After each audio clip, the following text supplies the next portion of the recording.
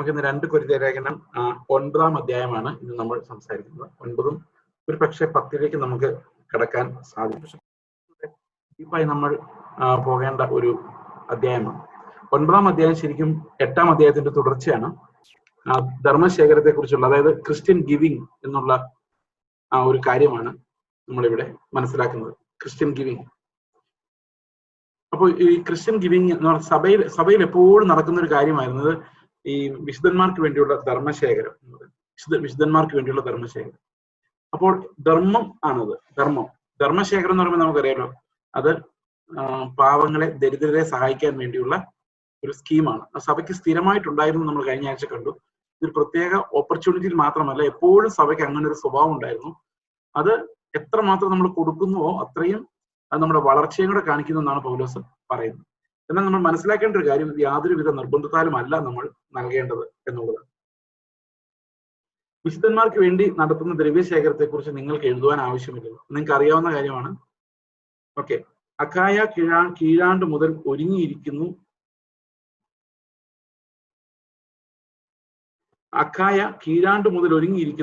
എന്ന് ഞാൻ നിങ്ങളെ കുറിച്ച് മക്കതോന്യരോട് പ്രശംസിച്ചു വരുന്ന നിങ്ങളുടെ മനസ്സൊരുക്കം ഞാൻ അറിയുന്നു. അപ്പോൾ ഈ അഖായ എന്ന് പറയുന്ന സ്പെസിഫിക്കലി എന്റെ ലൊക്കേഷൻ അറിയില്ല, അത് കൊരിന്തുമായിട്ട് ചേർന്നിട്ടുള്ള ഒരു സ്ഥലമാണ്.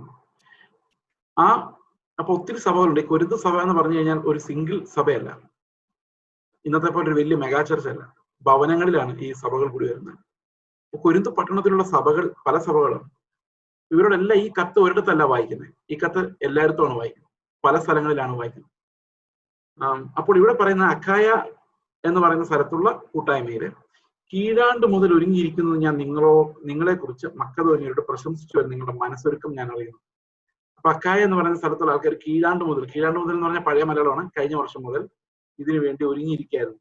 നിങ്ങളുടെ എരിവ് മിക്ക പേർക്കും ഉത്സാഹ കാരണമായി തീർന്നിരിക്കുന്നു.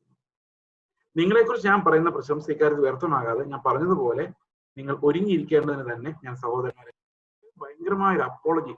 നമുക്ക് പലപ്പോഴും ഈ വിശ്വാസികൾ, പ്രത്യേകിച്ച് ശുശ്രൂഷക്കാർ അനുഭവിക്കുന്ന ഒരു പ്രശ്നമാണ് ഈ ഒരു മിഷൻ നീഡ് കമ്മ്യൂണിക്കേറ്റ് ചെയ്യാനുള്ള പ്രയാസം.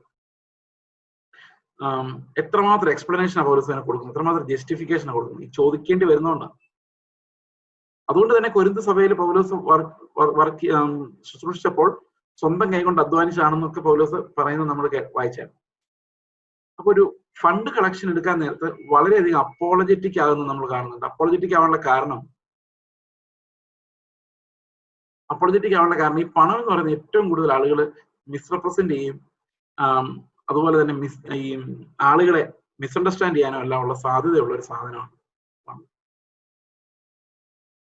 അപ്പോൾ അതുകൊണ്ട് തന്നെ അപ്പോസ്തലന്മാരുടെ കൈകൾ എപ്പോഴും ക്ലീൻ ആയിരിക്കണം എന്നുള്ളത് കൊണ്ടും അവരുടെ ശുശ്രൂഷയ്ക്ക് ഭംഗം വരരുതെന്നുള്ളത് കൊണ്ടും പണം ചോദിക്കുമ്പോഴെല്ലാം വളരെ എക്സ്പ്ലനേഷൻ കൊടുത്തിട്ടാണ് അവരോട് ചോദിക്കുന്നത്. അപ്പോൾ ഇത് എങ്ങനെ ചെലവാക്കപ്പെടുമെന്ന് നേരത്തെ തന്നെ അവർക്കറിയാം. അപ്പോൾ അത് വീണ്ടും വീണ്ടും അവരോട് പറയാണ്, മാക്സിമം നിങ്ങൾ കൊടുക്കുക. പക്ഷെ അത് ഇവരുടെ ദേഹത്ത് അല്ലെങ്കിൽ ഇവരുടെ ജീവിതത്തിൽ അതൊരു ഇടർച്ചയാകാതെ, ശുശ്രൂഷയ്ക്ക് അതൊരു ഇടർച്ചയാകാതെ വരികയും വേണം. കാരണം ഈ പണം എന്ന് പറയുന്നത് സാധനമല്ല, അതിന് നമ്മളെ തകർക്കാനും പണിയാനും എല്ലാം ഉള്ള പൊട്ടൻഷ്യൽ ഉണ്ട്. നമ്മുടെ മിനിസ്ട്രിയെ, ജീവിതത്തെ എല്ലാം തകർക്കാൻ ഇതിന് കഴിയും. ശരിക്കും പണം എന്ന് പറയുന്നത് ദൈവത്തിന് എതിരെ മത്സരിക്കുന്ന ഏറ്റവും വലിയ എതിരാളിയാണ്. ഇന്നത്തെ ലോകത്തിൽ നമ്മൾ ഇന്നത്തെ വ്യവസ്ഥകൾ നോക്കിക്കഴിഞ്ഞാൽ മണിയാണ് ഏറ്റവും ദൈവത്തിന് ഭയങ്കരനായ എതിരാളി. അതുകൊണ്ടാണ് കർത്താവ് പറഞ്ഞത്, നിങ്ങൾക്ക് ഒരേ സമയത്ത് ദൈവത്തെയും മാമോനെയും സേവിക്കാൻ കഴിയില്ല. നിങ്ങൾക്ക് രണ്ടിൽ ഒന്നിനെ തെരഞ്ഞെടുക്കേണ്ടി വരും. രണ്ടിനെ ഒന്നിച്ച് സേവിക്കാൻ പറ്റില്ല. അതിന്റെ കാരണം എന്ന് വെച്ച് കഴിഞ്ഞാൽ രണ്ടിനെ കൂടെ ഒന്നിച്ച് സേവിക്കാൻ വിചാരിച്ചാൽ കുറച്ച് കഴിയുമ്പോൾ ഉപജീവന ചിന്തകൾ വരുമ്പോൾ നമ്മൾ മണിയെ വണങ്ങാൻ തുടങ്ങും. അപ്പൊ ദൈവത്തെ നമ്മൾ തള്ളിക്കളയുന്ന അവസ്ഥ വരും. അങ്ങനെ മാമോനെ വണങ്ങാൻ സാധ്യത ഉള്ളത് കൊണ്ട് കർത്താവ് പറയുന്നത്, നിങ്ങൾ ഒരിക്കലും ഉത്കണ്ഠപ്പെടുക പോലും വരുത്. ഉത്കണ്ഠപ്പെടുന്നത് ശരിക്കും നമ്മളെ ധനമോഹികളാക്കി, അല്ലെങ്കിൽ ധനം സമ്പാദിക്കാനുള്ള ഒരു വഴിയിൽ നമ്മൾ. അപ്പൊ അതും പൗലോസ് ഇവിടെ ഒരു സൂചനയുണ്ട്. കാരണം ഇത്രയും പൗലോസ് ആ പണത്തെ കുറിച്ചൊരു അപ്പോളജി പറയുമ്പോൾ അതാണ് അതിന്റെ കാരണം. അതായത് പണം എന്ന് പറയുന്നത് എപ്പോഴും ഒരു എതിരാളിയാണ്. അത് ഒരു ശിഷ്യനെ സംബന്ധിച്ച് ഈ പണം വളരെ അപകടകരമായി അവൻ കാണാൻ ഒരു കാരണം അത് അവന്റെ ടെസ്റ്റിമണിയെ ബാധിക്കാം, ജീവിതത്തെ ബാധിക്കാം, ശുശ്രൂഷയെ ബാധിക്കാം, ശുശ്രൂഷയുടെ ശക്തി എടുത്തു കളയാം. അപ്പൊ അതുകൊണ്ടാണ് ഇത്ര അപ്പോളജി പൗലോസ് കാര്യത്തെ കുറിച്ച് പറയുന്നത്, ഇത്രയും ക്ലാരിഫിക്കേഷൻ കൊടുക്കുന്നത്. കാരണം വേറെ എന്തായാലും ഇത്രയും വീണ്ടും വീണ്ടും വീണ്ടും പറയേണ്ടി വരികയില്ലായിരുന്നു. പക്ഷെ ഇതിന്റെ പ്രോബ്ലം എന്ന് വെച്ച് കഴിഞ്ഞാൽ ആര് പണം കൊടുത്താലും അവര് അതിന്റെ ഒരു അക്കൗണ്ട് എങ്ങനെയാണ്, അവരെങ്ങനെ ചെലവാക്കി, ഇത് എങ്ങനെ ചെലവായി, ഇതൊക്കെ ആ പണത്തോട് ഭയങ്കര അറ്റാച്ച്മെന്റ് ആണ്. നമുക്ക് വേറെ എന്ത് കൊടുത്താലും ഇത്ര കണക്കില്ല. പക്ഷെ പൈസ കൊടുത്തു കഴിഞ്ഞാൽ നമുക്കത് ഭയങ്കര പെയിനാണ്. നമ്മൾ ഒരാളുടെ അടുത്ത് പോയി 2 മണിക്കൂർ പോയി ഇരുന്ന് വർത്താനം പറഞ്ഞ് ആ സമയം പോയാൽ നമുക്ക് പ്രശ്നമില്ല, അത് നമ്മളങ്ങ് വിട്ടു.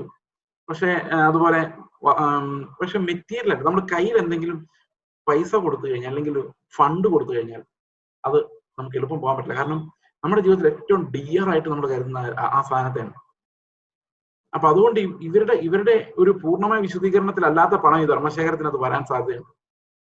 അതുകൊണ്ട് പൗലോസ് പലപ്പോഴും ആവർത്തിക്കുന്ന ഒരു കാര്യമാണ്, നിങ്ങൾ സ്വന്തം മനസ്സോടെ പൂർണ്ണ മനസ്സോടെ കൊടുക്കാവുള്ളൂ, അതിനാണ് പ്രതിഫലം എന്നൊക്കെ പറയുന്നുണ്ടെങ്കിലും ഈ മറ്റുള്ളവർ കഷ്ടപ്പെടുന്ന കാണുമ്പോൾ നമുക്കും ഒരു ദയവ് കാണിക്കാനുള്ള ഒരു നിർബന്ധം നമ്മുടെ ഇവർ വരും.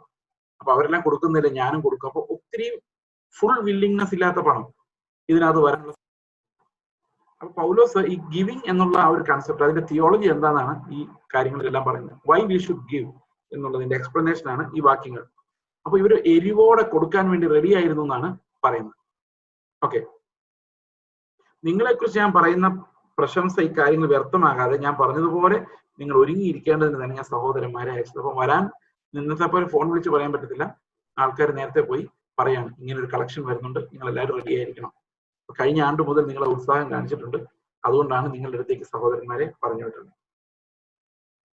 അല്ലെങ്കിൽ പക്ഷെ മക്കതോന്യ നിങ്ങൾ ഓരോരുത്തരെ കാണുകയും ചെയ്താൽ നിങ്ങൾ എന്നല്ല ഞങ്ങൾ തന്നെ ഈ അതിധൈര്യ നിമിത്തം ലജ്ജിച്ചു പോകുമല്ലോ. ഇത് ഭയങ്കര ഒരു കുഴപ്പമാണ്. കാരണം ആ സഹോദരന്മാർ വന്നു കഴിഞ്ഞാൽ മക്കതോന്യ എന്നാരെങ്കിലും വന്നാൽ എന്തായാലും പ്രശ്നം എന്ന് പറഞ്ഞു കഴിഞ്ഞാൽ അവർ നമ്മൾ ലജ്ജിച്ചു പോകാനുള്ള സാധ്യതയുണ്ട്. കാരണം മക്കതോന്യക്കാർ അങ്ങനെ ഒരു കൊടുപ്പാണ് കൊടുത്തേക്കുന്നത്. അപ്പൊ അത് വെച്ച് നോക്കി അവര് വന്നെങ്ങാനും കണ്ടാൽ ഞാൻ ആലോചിക്കായിരുന്നു, ഇതൊക്കെ ഇത്രയും ചിന്തിക്കേണ്ട കാര്യമുണ്ടോ നമ്മൾ. പക്ഷേ അല്ലെ, പൗലോസ് ആ കിട്ടുന്ന വാങ്ങിച്ചോണ്ട് പോയ പോരെ, ഇത്രയും കഷ്ടപ്പെട്ട് മക്കതോന്യക്കാർ വന്ന നാണക്കേട്, എന്തിനാ നാണക്കേട് അല്ലെ, നമുക്ക് വേണേ അങ്ങനെ ചിന്തിക്കാം.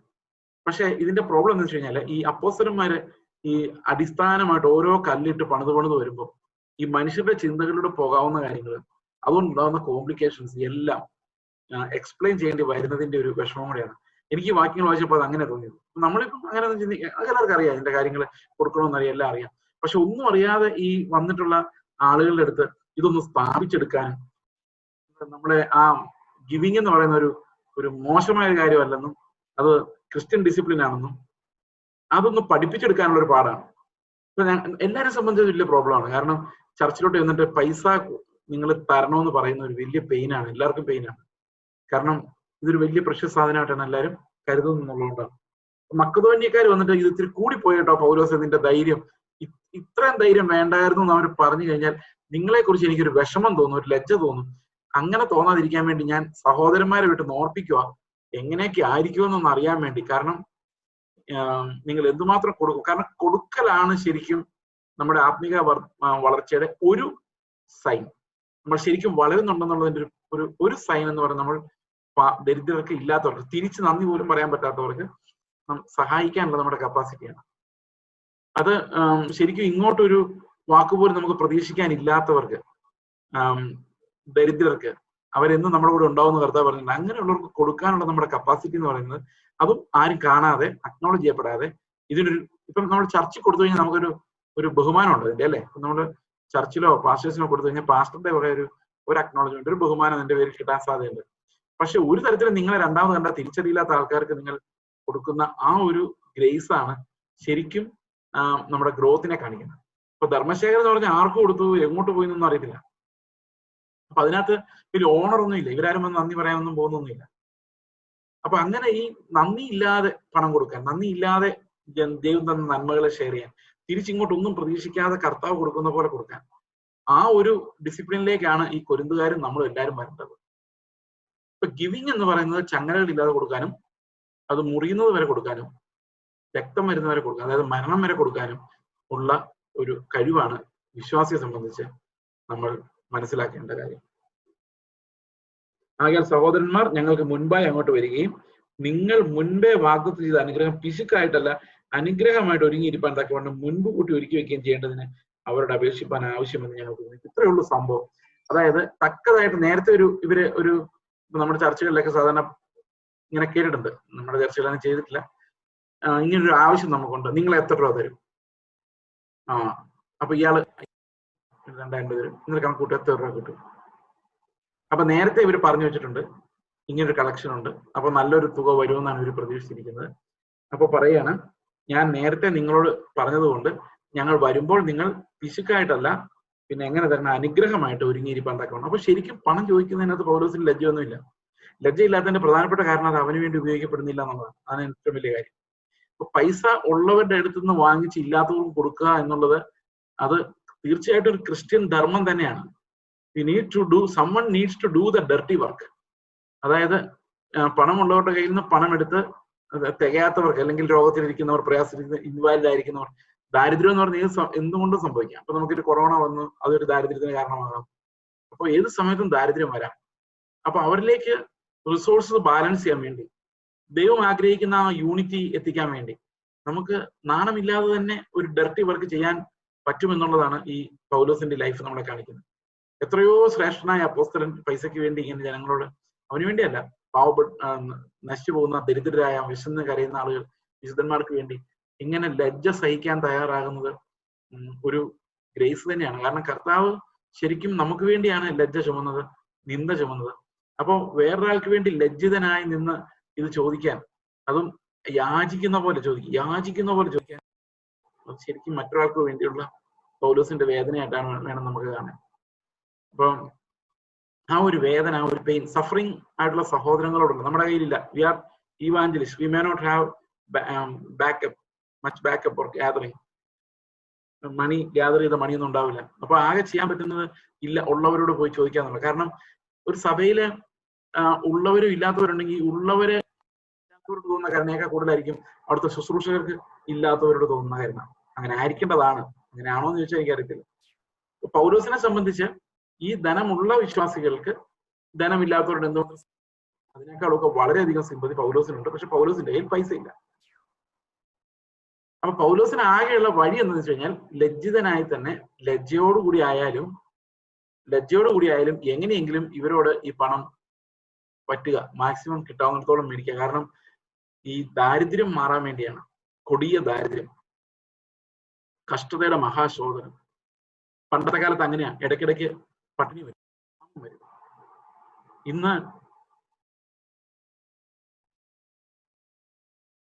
ഇന്ന് അങ്ങനെ ഒരു ക്ഷാമം വരുന്ന വളരെ കുറവാണ്. കാരണം അതിനുള്ളൊരു സെക്യൂരിറ്റി ഒക്കെ നമുക്കുണ്ട്, ഹരിത വിപ്ലവം അത് എന്നൊക്കെ പറഞ്ഞു. പക്ഷെ പണ്ട് കാലത്ത് അങ്ങനെയല്ല. പണ്ട് കാലത്ത് ഇടയ്ക്കിടയ്ക്കൊക്കെ ഈ ക്ഷാമം വരും. അപ്പൊ നമുക്ക് ഗിവിങ് ഏത് രീതിയിലും ആകാം. ഗിവിങ് നമുക്ക്, ഞാൻ കഴിഞ്ഞ പ്രാവശ്യം പറഞ്ഞ ശുശ്രൂഷകർക്ക് ഇല്ലെങ്കിൽ അവർക്ക് കൊടുക്കാം, നമ്മുടെ സഭയിലെ സഹോദരങ്ങൾക്ക് കഷ്ടപ്പാടാണെങ്കിൽ അവർക്ക് കൊടുക്കാം. അതൊക്കെ കൊടുക്കലിന്റെ ഭാഗം തന്നെയാണ്. പക്ഷെ അതേ സമയത്ത് തന്നെ നമുക്ക് ഇങ്ങോട്ടൊരു പ്രതിഫലം ഇല്ലാത്തവർക്ക് നൽകുവാനും നമ്മൾ ഒരുങ്ങിയിരിക്കണം. കാരണം അതും നമ്മുടെ ശിഷ്യത്വത്തിന്റെ വളർച്ചയുടെ ഭാഗമാണ്. എല്ലാത്തരം ഗിവിങ്ങും, കർത്താവിന്റെ മഹത്വത്തിന് വേണ്ടിയുള്ള എല്ലാത്തരം ഗിവിങ്ങും നല്ലതാണ്. പിന്നെ പൈസ കൊടുത്തു കഴിഞ്ഞാൽ പിന്നെ പൈസ കൊടുത്തവന്റെ അല്ല ഉത്തരവാദിത്വം, വാങ്ങിച്ചവന്റെ ഉത്തരവാദിത്വം. അവനാണ് സ്റ്റുവാർഡ്ഷിപ്പ്. ഇപ്പൊ ഞാൻ ഒരാൾക്ക് ഒരു 500 രൂപ കൊടുക്കുന്നവരെ 500 രൂപ എൻ്റെ കയ്യിലുണ്ട്. അപ്പൊ ഞാൻ അതിന്റെ കസ്റ്റോഡിയനാണ്, അതിന്റെ കണക്ക് ഞാൻ പറയണം. എന്നാൽ 500 രൂപ ഞാൻ വേറെ ആൾക്ക് കൊടുത്തു കഴിഞ്ഞാൽ പിന്നെ അയാളാണ് കസ്റ്റോഡിയൻ, അയാൾ കണക്ക് പറഞ്ഞാണ്. അതുപോലെയാണ് ഇതിന്റെ കാര്യം. എനിക്ക് എന്റെ കൈ വിട്ടുപോയ കാര്യത്തിന് ഞാൻ കണക്ക് പറയേണ്ട കാര്യമില്ല, അത് അടുത്തയാൾ പറഞ്ഞു. അപ്പൊ ശരിക്കും ഞാൻ ഈ പണത്തിന്റെ ഒരു ഏജന്റ് മാത്രമാണ്. ഇനി കുറച്ച് പ്രോസ്പെരിറ്റി വാക്യങ്ങൾ നമുക്ക് വായിക്കാം. എന്നാൽ ലോഭമായി വിതയ്ക്കുന്നവൻ ലോഭമായി കൊയ്യും, ധാരാളമായി വിതയ്ക്കുന്നവൻ ധാരാളമായി കൊയ്യും. ഇതൊരു പ്രോസ്പെരിറ്റി വാക്യമാണ്. നിങ്ങൾ ശരിക്ക് വിതച്ചാൽ ശരിക്ക് കൊയ്യാം. 10 രൂപ വിതച്ചാൽ 1000 രൂപ കൊയ്യാം. അങ്ങനെ തന്നെയാണ് ഇവിടെ പറഞ്ഞിരിക്കുന്നത്. അങ്ങനെ ഒരു സംശയമില്ല. ഇത് നമ്മൾ ഇനി വ്യാഖ്യാനിച്ച് വളച്ചൊടിക്കേണ്ട കാര്യമില്ല. നിങ്ങൾ പണം വിതച്ചാൽ പണം കിട്ടും, അതിന് സംശയമില്ല. കർത്താവ് തന്നെ പറഞ്ഞ, പൗലോസ് തന്നെ പറഞ്ഞ കാര്യമാണ്. ലോഭമായി വിതയ്ക്കുന്നവൻ ലോഭമായി കൊയ്യും, ധാരാളമായി വിതയ്ക്കുന്നവൻ ധാരാളമായി കൊയ്യും. ഇപ്പൊ ലോഭമായി നമ്മൾ ധാരാളമായി കൊടുക്കുന്നത് വർദ്ധിക്കുന്നതനുസരിച്ച് നമുക്ക് വർദ്ധിക്കും. എന്തുകൊണ്ടാണ് ഇങ്ങനെ പറഞ്ഞിരിക്കുന്നത്? 2 തരത്തിലുള്ള വർധന ഉണ്ടാകുന്നു. ഒന്ന് സ്പിരിച്വൽ വർധന, നമ്മൾ നൽകുന്തോറും നമ്മൾ ആത്മാവിൽ ബലമുള്ളവരായി മാറും. മറ്റൊന്ന് ഈവൻ ഫിസിക്കൽ വർധന, കാരണം ദൈവത്തിന്റെ ഇഷ്ടം അതാണെങ്കിൽ ദാറ്റ് ക്യാൻ ഓൾസോ ഹാപ്പൻ. പക്ഷെ എന്തിനാണെന്നറിയാം ഈ ഫിസിക്കൽ വർധന ഉണ്ടാകുന്നത്? ഭൗതികമായ വർധന. അത് കൂടുതൽ കൂടുതൽ കൊടുക്കാൻ നമ്മളെ പഠിപ്പിക്കാൻ വേണ്ടിയാണ്. It's not for us to gather that money. അതാണ് ഇവിടുത്തെ വ്യത്യാസം. പണം വരുന്നതല്ല പ്രോബ്ലം, പണത്തെ നമ്മൾ എങ്ങനെ കൈകാര്യം ചെയ്യുന്നുള്ളതാണ് പ്രോബ്ലം. നമ്മൾ എങ്ങനെ അതിന്റെ കസ്റ്റോഡിയൻസ് ആയിരിക്കുന്നു എന്നുള്ളതാണ് പ്രോബ്ലം. എന്റെ കയ്യിൽ പണമുണ്ടോ, അപ്പൊ ഞാൻ അതിന്റെ കസ്റ്റോഡിയനാണ്. അപ്പൊ ദൈവം എന്നോട് മറുപടി ചോദിക്കും. എന്റെ കയ്യിൽ എന്തെങ്കിലും റിസോഴ്സ് ഉണ്ടോ, ഞാൻ അതിന്റെ കസ്റ്റോഡിയനാണ്. അപ്പൊ ദൈവം എന്നോട് അതിന്റെ കണക്ക് ചോദിക്കും. അപ്പൊ ശരിക്കും അനുഗ്രഹം ഉണ്ടാകണം, അനുഗ്രഹം ഉണ്ടാകുകയും ചെയ്യും. പക്ഷെ അത് നമ്മൾ ഗ്യാദർ ചെയ്യില്ല, നമ്മളത് വിതരണം ചെയ്യുന്നതാണ് ശരിക്കുള്ള അനുഗ്രഹം. വിതരണം ചെയ്യാൻ പറ്റുന്നില്ലെങ്കിൽ, നമ്മൾ ഗ്യാദറിങ് മാത്രമാണ് ചെയ്യുന്നതെങ്കിൽ അതിനർത്ഥം നമ്മൾ അനുഗ്രഹിക്കപ്പെടുന്നില്ല എന്നുള്ളതാണ്. അനുഗ്രഹിക്കപ്പെടുന്നു എന്നുള്ളതിന്റെ ഒരു അടയാളം നമ്മൾ ലഭിക്കുന്നു എന്നുള്ളത് മാത്രമല്ല, കൊടുക്കുന്നു എന്നുള്ളതും കൂടെയാണ്. അപ്പോൾ കൊടുക്കാൻ അനുഗ്രഹമാണ്. നമ്മൾ എത്രയും കൂടുതൽ കൊടുക്കാൻ പറ്റുന്നു അത്രയും അനുഗ്രഹമാണ്. പൗലോസ് പറയാൻ, ലോഭമായിട്ട് നിങ്ങൾ വിതച്ചാൽ അത്രയും കുറച്ച് നിങ്ങൾക്ക് കൊടുക്കാനും പറ്റുള്ളൂ, ധാരാളമായി വിതച്ചാൽ അത്രയും കൂടുതൽ നിങ്ങൾക്ക് കൊടുക്കാൻ തക്കവണ്ണം ദൈവം നിങ്ങൾക്ക് തരും എന്നാണ് പൗലോസ് പറയുന്നത്. So the emphasis is on spiritual, not spiritual multiplication, but ഭൗതികമായ മൾട്ടിപ്ലിക്കേഷനെ കുറിച്ചാണ് ഇവിടെ പറയുന്നത്.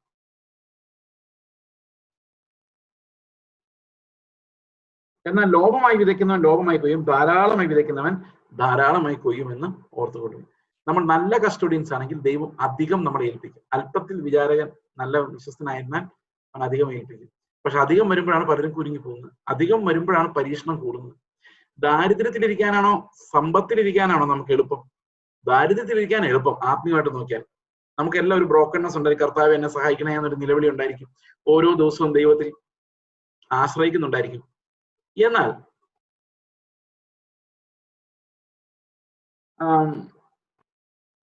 സമ്പത്ത് വർദ്ധിക്കുമ്പോഴാണ് നമുക്ക് പരീക്ഷണങ്ങൾ കൂടുതൽ ഉണ്ടാകുന്നത്. സമ്പത്തിലിരിക്കാൻ, സമൃദ്ധിയിലിരിക്കാൻ നമുക്ക് കൂടുതൽ കൃപ ആവശ്യമാണ്. വിട്ടുകൊടുക്കാൻ കൂടുതൽ കൃപ ആവശ്യമാണ്. നമ്മുടെ കയ്യിലിരിക്കുന്നത്, ഞാൻ കഴിഞ്ഞ ദിവസം പറഞ്ഞ പോലെ, നമ്മുടെ കയ്യിൽ പണം വർദ്ധിക്കുമ്പോൾ അത് ഷെയർ ചെയ്യാനുള്ള നമ്മുടെ കഴിവ് കുറയുകയാണ് ചെയ്യുന്നത്, കൂടുകയല്ല ചെയ്യുന്നത്. നമ്മുടെ കയ്യിൽ പണം വർദ്ധിക്കും തോറും നമുക്ക് ഷെയർ ചെയ്യാനുള്ള കപ്പാസിറ്റി കുറയുകയാണ്. പക്ഷെ പൗലോസ് പറയാണ്, ദൈവമാണ് നിങ്ങൾ അനുഗ്രഹിക്കുന്നതെങ്കിൽ ദൈവത്തിന് അതിന്റെ ഒരടയാളം നമുക്ക് സഹായിക്കാനുള്ള കപ്പാസിറ്റി കൂടും എന്നുള്ളതാണ്. If you believe in the Lord, the charity, നമ്മൾ കർത്താവിൽ വിശ്വസിച്ചുകൊണ്ട് കൊടുക്കുന്ന ചാരിറ്റിയുടെ പ്രത്യേകത എന്ന് വെച്ച് കഴിഞ്ഞാൽ അത് നിങ്ങളിൽ പിന്നെയും കൊടുക്കുവാനുള്ള കപ്പാസിറ്റി വർദ്ധിപ്പിക്കും. എന്നാൽ നമ്മൾ ലോകത്തിന്റെ കമ്പൽഷൻ നിമിത്തമോ സ്വയനീതി നിമിത്തമാണ് കൊടുക്കുന്നതെങ്കിൽ നമുക്ക് പിന്നെ പിന്നെ പതുക്കെ പതുക്കെ കൊടുക്കാനുള്ള കപ്പാസിറ്റി കുറഞ്ഞു വരും. നമുക്ക് കൂടുതൽ സമ്പത്ത് ലഭിക്കുന്നതനുസരിച്ച് നമുക്ക് കൊടുക്കാനുള്ള സമ്പത്ത് നമുക്ക് കൊടുക്കാനുള്ള കഴിവ് കുറഞ്ഞു വരുന്നുണ്ടെങ്കിൽ mammon is becoming our master എന്നാണ് ഇതിന്റെ. ഒന്നും കൂടെ പറയാം, പൈസ കുറച്ചുള്ളപ്പോൾ നമ്മൾ നല്ലപോലെ കൊടുക്കുമായിരുന്നു. ചില ആൾക്കാർ ഇങ്ങനെ പറയാറുണ്ട്, ബ്രദറെ പൈസ എല്ലാവരെയും സഹായിക്കണമെന്നുണ്ട്, പക്ഷെ എൻ്റെ ഒന്നും ഇല്ല. എന്നാൽ ചിലരുടെ കയ്യിലേക്ക് എന്തോ ഒരു പൈസ അവരാർക്കും കൊടുക്കുന്നില്ല. കേട്ടിട്ടുണ്ടോ ഇങ്ങനെ? അത് തന്നെ ഞാനീ പറഞ്ഞു, നിങ്ങളുടെ ഇല്ലാത്തതുകൊണ്ട് കൊടുക്കണം തോന്നുന്നു, കൂടുതൽ കൂടുതൽ ഉണ്ടാകുമ്പോൾ കൊടുക്കണ്ടെന്ന് തോന്നുന്നു. അതാണ് മനുഷ്യന്റെ സിസ്റ്റം. ആ സിസ്റ്റം അങ്ങനെ പ്രവർത്തിക്കുകയുള്ളൂ. അതുകൊണ്ട് നമ്മൾ വർദ്ധിക്കുന്ന ശിഷ്യനാകാനുള്ള കപ്പാസിറ്റി കൂടുവല്ല കുറയുകയാണ്. അൺസർട്ടനിറ്റിയിൽ എന്ത് സംഭവിക്കും അറിയാൻ വയ്യാത്ത അൺസർട്ടനിറ്റിയിൽ കർത്താവ് നീ ആശ്രയത്വം കുറയുകയാണ് നമ്മുടെ സമ്പത്ത് വർദ്ധിക്കും. അതുകൊണ്ട് തന്നെ സമ്പത്ത് വർദ്ധിക്കുമ്പോൾ ഇത് ക്ലിയർ ചെയ്യുക. ദരിദ്രം എന്ന് പറഞ്ഞാൽ അങ്ങനത്തെ ദാരിദ്ര്യമല്ല ഉദ്ദേശിച്ചത്, നല്ല സ്റ്റുവാർഡ്സ് ആയിരിക്കുക എന്നുള്ളത് വളരെ പ്രധാനമാണ്. ദൈവം നമുക്ക് തരുന്ന ഓരോ അനുഗ്രഹങ്ങളെ എങ്ങനെ വിനിയോഗിക്കണം എന്നുള്ളത് വളരെ പ്രധാനമാണ്. അതാണ് പൗലോസ് ഇവിടെ പറയുന്നത്. നിങ്ങൾ ലോഭമായിട്ടത് ചെയ്യരുത്. ലോഭമായിട്ട് ചെയ്യുമ്പോൾ എന്താ സംഭവിക്കുന്നത്? You are not growing. കാരണം നമ്മൾ ചെറുതായി വരും, കൊടുക്കുന്ന കാര്യത്തിൽ ചെറുതായി വരികയും സ്വീകരിക്കുന്ന കാര്യത്തിൽ വലുതായി വരികയും ചെയ്യുകയാണെങ്കിൽ അതിന്റെ അർത്ഥം നമ്മൾ മാമോനെ സേവിക്കാൻ തുടങ്ങി എന്നതാണ്. You are afraid to give. Have you ever been afraid to give? കൊടുക്കാൻ ഭയപ്പെട്ടിട്ടുണ്ടോ? ആരെങ്കിലും ചോദിക്കും, കൊടുക്കാൻ ഭയപ്പെട്ടിട്ടുണ്ടോ? ആൻഡ് ദാറ്റ് ഫിയർ നമുക്കൊരു സാമാന്യമായ കരുതൽ എല്ലാവർക്കും ഉണ്ട്.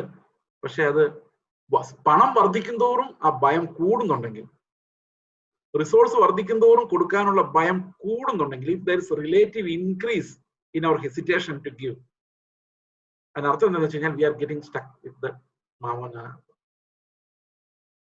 ശരിക്കും നമ്മൾ കർത്താവിന്റെ അടുത്ത് ഡെലിവറൻസ് ഉള്ളവരാണെങ്കിൽ പണം കൂടുന്നതനുസരിച്ച് നമ്മൾ കൊടുക്കാനുള്ള കപ്പാസിറ്റി കൂടുകയാണ് ചെയ്യുന്നത്.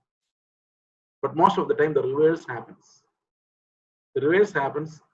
അതുകൊണ്ട് പണം കൂടുന്നതോടെ നമ്മൾ വിചാരിക്കും കുറച്ചുകൂടെ കരുതി വെച്ചേക്കാം. പൗലോസ് ഇവിടെ പറയുന്നത് ലോഭമായി വിതയ്ക്കുന്നവൻ ലോഭമായി കൊയ്യും. അപ്പം ധാരാളമായി വിതയ്ക്കുന്നവൻ ധാരാളമായി കൊയ്യും. ഇത് കർത്താവിനോട് പത്രോസ് ഒരിക്കൽ ചോദിച്ച ചോദ്യം ഞാൻ പണ്ടൊരു പ്രസംഗത്തിൽ പറഞ്ഞിട്ടുണ്ട്. പത്രോസ് കർത്താവിനോട് ചോദിച്ചു, ഞങ്ങൾ സകലതും വിട്ട് നിന്നെ അനുഗമിച്ച് ഞങ്ങൾക്ക് എന്ത് കിട്ടും? അപ്പൊ കർത്താവ് പറഞ്ഞു, നിങ്ങൾ എന്തെല്ലാം വിട്ടു പോകുന്നുണ്ട് അതിന്റെ എല്ലാം 100 ഇരട്ടിയും.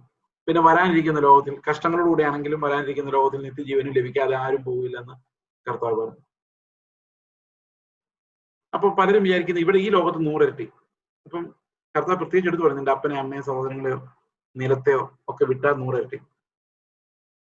അപ്പൊ ഈ 100 ഇരട്ടി പണം വരുമ്പം അല്ലെങ്കിൽ നിലം വരുമ്പം അതിന്റെ കൂടെ 100 ഇരട്ടി ആൾക്കാരും വരുന്നുണ്ട്. അപ്പൊ കൊടുക്കാനുള്ള നമ്മുടെ കപ്പാസിറ്റി കൂടിയേ പറ്റൂ. ദൈവം നമ്മെ ഇപ്പൊ ആ ധനവാന്റെ ലാസറിന്റെ കഥ എടുക്കുമ്പോൾ നമുക്കൊരു കാര്യം അറിയാം. ധനവാന് പണം വന്നതല്ല എന്റെ പാപം എന്ന് പറയുന്നത് അവന്റെ മുമ്പിൽ എന്നിട്ടും ഒരു ലാസർ ഉണ്ടായിരുന്നു എന്നുള്ളതാണ്. അവൻ അത്രയും പണം ഉണ്ടായിരുന്നിട്ടും അവന്റെ വീടിന് മുമ്പിൽ ഒരു ലാസർ ഉണ്ടായിരുന്നു എന്നുള്ളതാണ് അവന്റെ വേദന, അവന്റെ ശാപം. അപ്പൊ how we handle money, how much importance do we give to money, അതൊക്കെ നമ്മളെ ദൈവം പരീക്ഷിച്ച് സമ്പത്തിലിരിക്കാനും ദാരിദ്ര്യത്തിലിരിക്കാനും നമ്മൾ ഉറപ്പുള്ളവരാക്കി മാറ്റി അവന്റെ വിശദീകരണത്തിന്റെ പങ്കാളിത്തത്തിലേക്ക് നമ്മൾ പോകുന്നത് അങ്ങനെയാണ്. So there will be tests in our life.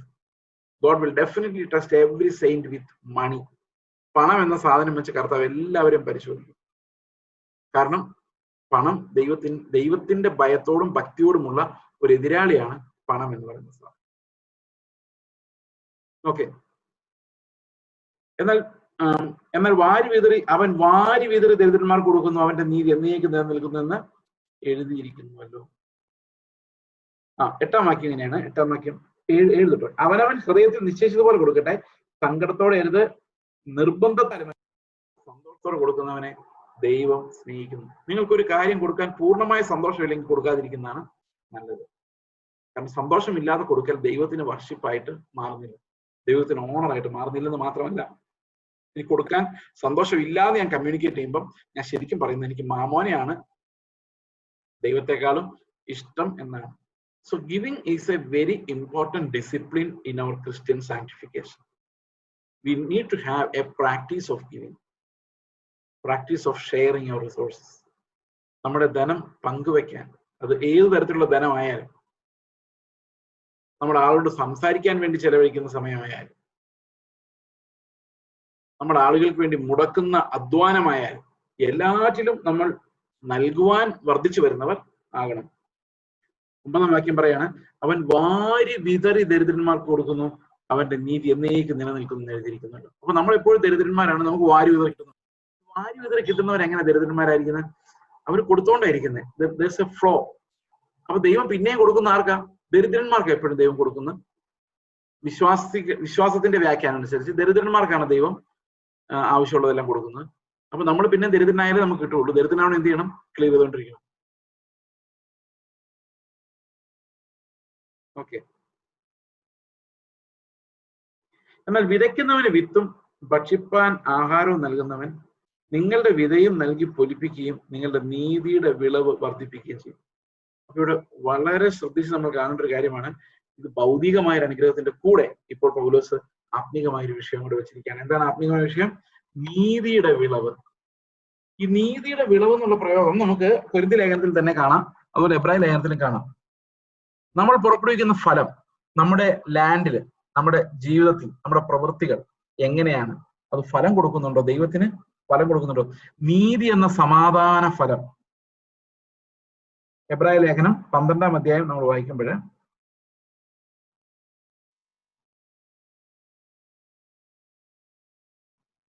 Okay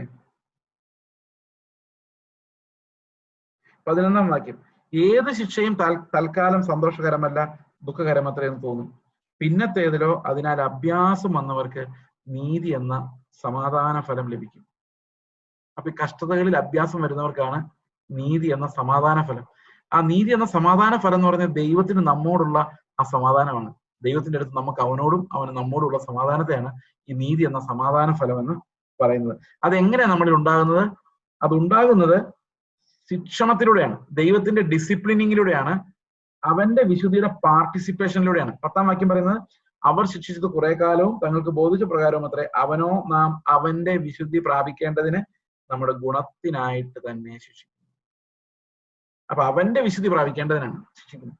അപ്പൊ അവരെ ശിക്ഷിച്ചത് കുറെ കാലത്തെ. പക്ഷെ കർത്താവ് അങ്ങനെയല്ല. കർത്താവ് അവന്റെ വിശുദ്ധി നമ്മൾ പ്രാപിക്കുന്നവരെയാണ്. അതുകൊണ്ട് കർത്താവ് നമ്മൾ ഡിസിപ്ലിൻ ചെയ്യുമ്പോൾ നമുക്ക് സന്തോഷമല്ല എന്ന് തോന്നും, നമുക്ക് പല പ്രയാസങ്ങളുണ്ടാവും, കഷ്ടതയുണ്ടാവും. മക്കതോന്യക്കാർക്കുണ്ടായത് അങ്ങനെ ഒരു കഷ്ടതയാണ്. പക്ഷെ അവർക്ക് ഗുണമുണ്ടായി. എന്താ ഗുണമുണ്ടായത്? അവർക്ക് സകലതിനെയും വിട്ടുകൊടുക്കുന്ന കർത്താവിന്റെ സ്നേഹം ലഭിച്ചു. സകലതിനെയും കൊടുക്കുന്ന ആ ദൈവത്തിന്റെ കൃപ മക്കതോന്യക്കാർക്ക് അനുഭവിക്കാൻ കഴിഞ്ഞു. ഏത് ശിക്ഷയും തൽക്കാലം സന്തോഷകരമല്ല, ദുഃഖകരം എത്രയെന്ന് തോന്നും. പിന്നത്തേതിലോ അതിനുള്ള അഭ്യാസം വന്നവർക്ക് നീതി എന്ന സമാധാന ഫലം ലഭിക്കും. അപ്പൊ ദൈവവുമായിട്ടുള്ള നമ്മുടെ സമാധാനം എന്ന് പറയുന്നത് നമ്മുടെ നീതീകരണത്തെ ആസ്പദമാക്കിയാണ്. If you R justified before the Lord, നമുക്ക് ഒരു മരണത്തെയും പേടിക്കേണ്ട, ശിക്ഷാവിധിയെ പേടിക്കേണ്ട, നമുക്ക് അവന്റെ കൃപാസനത്തിലേക്ക് ധൈര്യമായിട്ട് കിടന്നില്ല. അപ്പൊ ശരിക്കും നീതിയാണ് ദൈവ പിതാവുമായിട്ട് സമാധാനം ഉണ്ടാക്കുന്നത്. അവന്റെ നീതിയാൽ ഞാൻ പിതാവിന്റെ മുമ്പിൽ നിൽക്കുവാൻ പ്രാപ്തനായി മാറുകയാണ്.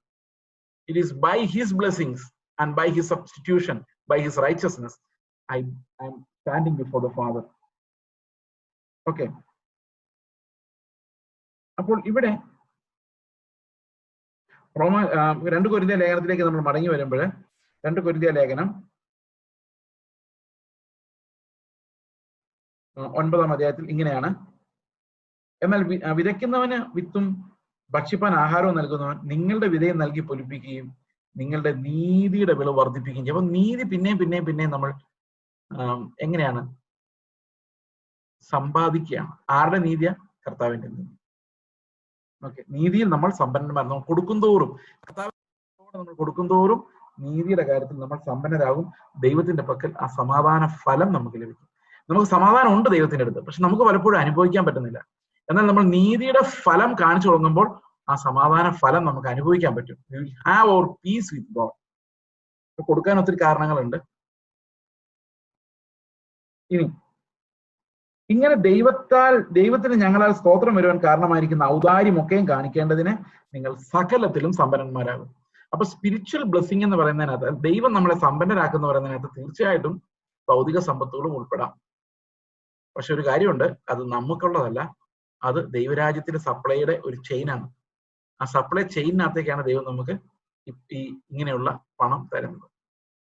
ഓക്കെ, നമ്മുടെ കയ്യിൽ ആവശ്യത്തിന് കരുതരുതെന്നൊന്നുമല്ല, പക്ഷെ കൊടുക്കാനുള്ള നമ്മുടെ കപ്പാസിറ്റി വർദ്ധിച്ചു വരുന്നതാണ് ശരിക്കും ദൈവത്തിന്റെ കൃപാദാനം എന്ന് പറയുന്നത്. അതുകൊണ്ട് ഇതിന് 2 ഉദ്ദേശമുണ്ട്, 2 കാര്യങ്ങളാണ് ഇതുകൊണ്ട് നടക്കുന്നത്. ഒന്ന്, വിശുദ്ധന്മാരുടെ ബുദ്ധിമുട്ട് തീരും. ഈ സമ്പത്ത് കൊണ്ട് നടക്കുന്ന വിശുദ്ധന്മാരുടെ ബുദ്ധിമുട്ട് തീരും. മറ്റൊന്ന്, ദൈവത്തിന് അനവധി സ്തോത്രവും വരുവാൻ കാരണമാകും. പലപ്പോഴും ഞങ്ങള് ആന്ധ്രയിലൊക്കെ ആയിരിക്കുമ്പോൾ ഈ പണം എവിടെ നിന്ന് വരുന്ന അറിയത്തില്ല. ഞാൻ കഴിഞ്ഞ ദിവസം പറഞ്ഞ പോലെ ചിലപ്പോൾ അക്കൗണ്ടിൽ നോക്കുമ്പോൾ പണം പല സ്ഥലത്തുനിന്ന് വരും. ചിലപ്പോൾ 500 രൂപ ആയിരിക്കും അന്നത്തെ കാലത്ത്, ആരതൊന്നും അറിയില്ല. അപ്പൊ ഒരു ദിവസം ഞങ്ങൾക്ക് ഒരു നിവൃത്തി ഇല്ലാതെ എന്ത് ചെയ്യണമെന്ന് അറിയാൻ വയ്യാതെ ഞങ്ങൾ ആന്ധ്ര ബാങ്കിൽ പോയി ഒരു അക്കൗണ്ട് ഒക്കെ എടുത്ത്, അക്കൗണ്ട് എടുക്കാനൊക്കെ ഭയങ്കര പാടായിരുന്നു. അക്കൗണ്ട് എടുത്ത് ഒരു ദിവസം വന്നു, പിറ്റേ ദിവസം ഞാൻ ചെന്ന് നോക്കുന്നുണ്ട് എന്തേലും പണം വന്നോ, ഒന്നുമില്ല. അപ്പൊ 3-ാമത്തെ പ്രാവശ്യം ചെന്നപ്പോ അവിടുത്തെ ഒരു ക്ലർക്ക് എന്നെ വിളിച്ചിട്ട് പറഞ്ഞു, പൈസ വല്ലതും വരാനുണ്ടോ എന്ന് ചോദിച്ചു. ഞാൻ പറഞ്ഞു, അങ്ങനെ പ്രത്യേകിച്ചില്ല, ഞാനിങ്ങനെ നോക്കിയെന്നേ ഉള്ളൂ. പൈസ ഒന്നും ഇല്ല അല്ലേ എന്ന് ചോദിച്ചു. ഞാൻ പറഞ്ഞു, കുഴപ്പമില്ല, നമ്മൾ വിട്ടുകൊടുക്കുമല്ലോ, എങ്ങനെയൊന്നും കുഴപ്പമൊന്നുമില്ല. പുള്ളി എന്നോട് പറഞ്ഞു, ഞാൻ ഒരു 500 രൂപ തന്നെ വാങ്ങിക്കുമെന്ന് ചോദിച്ചു. അന്ന് 500 രൂപ എന്ന് പറഞ്ഞാൽ ഭയങ്കര, 2003 500 രൂപ ഇന്നത്തെ ഒരു 2000 രൂപ. കാരണം അന്ന് 25 കിലോ അരി ഞങ്ങൾ മേടിച്ചോണ്ടിരുന്നത് 350 രൂപയ്ക്കാണ്. ഇന്ന് 10 കിലോ പോലും കിട്ടില്ല. അപ്പം തീർച്ചയായിട്ടും അത് നല്ല അരി, അവിടുത്തെ അരി. അപ്പം എനിക്ക് തോന്നി വാങ്ങിച്ചേക്കാം. കാരണം അതൊരു ഹംബിൾനെസ്, നമ്മൾ വാങ്ങിക്കുന്നതിനകത്തും ഒരു ഹംബിൾനെസ് ഉണ്ട്. ചുമ്മാ അവിടെ നിന്ന് വാങ്ങിക്കുന്നതിന്റെ കാര്യത്തിലല്ല. When we are broken and we have nothing. ഞാൻ എൻ്റെ വിവാഹം കഴിക്കുന്ന സമയത്ത് എനിക്ക് ആകെ കിട്ടിയ ഗിഫ്റ്റ് എന്ന് പറയുന്നത് 100 രൂപയാണ്. ആ 100 രൂപ എനിക്ക് തന്നത് കുഷ്ഠരോഗികളുടെ ഇടയിൽ നിന്ന് ഭിക്ഷക്കാരുടെ നിന്ന് രക്ഷിക്കപ്പെട്ടു എന്ന് പറയുന്നത്. And that I can never forget. എൻ്റെ കയ്യിൽ ഒന്നും ഇല്ലായിരുന്നു, 1 രൂപ പോലും ഇല്ലായിരുന്നു. പക്ഷെ ഈ മനുഷ്യൻ തന്ന 100 രൂപ എൻ്റെ പോക്കറ്റ് ഉണ്ടായിരുന്നു when I was marrying. അപ്പോൾ receiving that money and keeping that money in my pocket എനിക്ക് ഒരു ഭയങ്കര എക്സ്പീരിയൻസ് ആയിരുന്നു. ഓക്കെ, അപ്പോൾ ഇങ്ങനെ പല സ്ഥലത്തും റിസീവിങ് ഇറ്റ് സെൽഫ്, അത് ആ റിസീവിങ്ങിനകത്ത് തന്നെ ഒരു വലിയ ഗ്രേസ് ഉണ്ട്. ഇപ്പൊ അദ്ദേഹത്തോട് ഞാൻ പറഞ്ഞു എനിക്ക് പണം വേണ്ട, പുള്ളി പറഞ്ഞു അങ്ങനെയല്ല, നിങ്ങൾ എന്തായാലും, കാരണം I was speaking in English and he was A Telugu person. പുള്ളി പറഞ്ഞു നിങ്ങൾ എന്തായാലും നാട്ടുകാരനല്ല, ഇവിടെ വന്ന് കഷ്ടപ്പെടരുത്, 500 രൂപ ഇരിക്കട്ടെ, നിങ്ങൾക്ക് എന്തായാലും പൈസ വരും, അതുകൊണ്ടാണല്ലോ നിങ്ങൾ ഈ ബാങ്കിൽ വന്ന് നോക്കുന്നത്, എവിടെന്നേലും വരാതിരിക്കത്തില്ല, വരുമ്പോ 500 രൂപ തന്നാൽ മതി. ഞാൻ പറഞ്ഞു ഓക്കെ. ഇയാളുടെ ഞാൻ 500 രൂപ മേടിച്ചോണ്ട് 2 ദിവസത്തിനുള്ളിൽ പൈസ ബാങ്കിൽ. ഞാൻ അവിടെ നിന്ന് തന്നെ എടുത്തു, ATM കാർഡ് ഒന്നും ഇല്ല, അവിടെ നിന്ന് തന്നെ എടുത്ത് സന്തോഷമായിട്ട് ദൈവം വാങ്ങിച്ചു.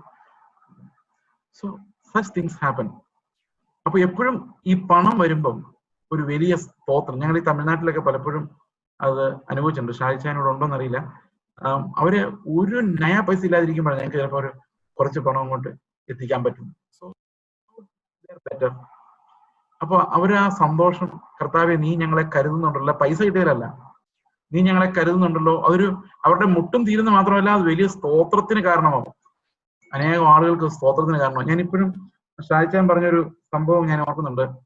കമ്പത്തോ മറ്റോ ചെന്നപ്പോ അവിടുത്തെ പിള്ളേര് ആരോ വന്ന് പറഞ്ഞു വരുമ്പോഴാണ് ഞങ്ങൾക്ക് നല്ലൊരു സാമ്പാർ കിട്ടുന്നത് എന്ന് പറഞ്ഞാൽ, അവരുടെ ലക്ഷറി എന്ന് പറയുന്ന സാമ്പാറാണ്, അത് കിട്ടുന്നത് പ്രോപ്പർലി കിട്ടുന്നത് ഞങ്ങൾ വിസിറ്റ് ചെയ്യുമ്പോഴാണ്.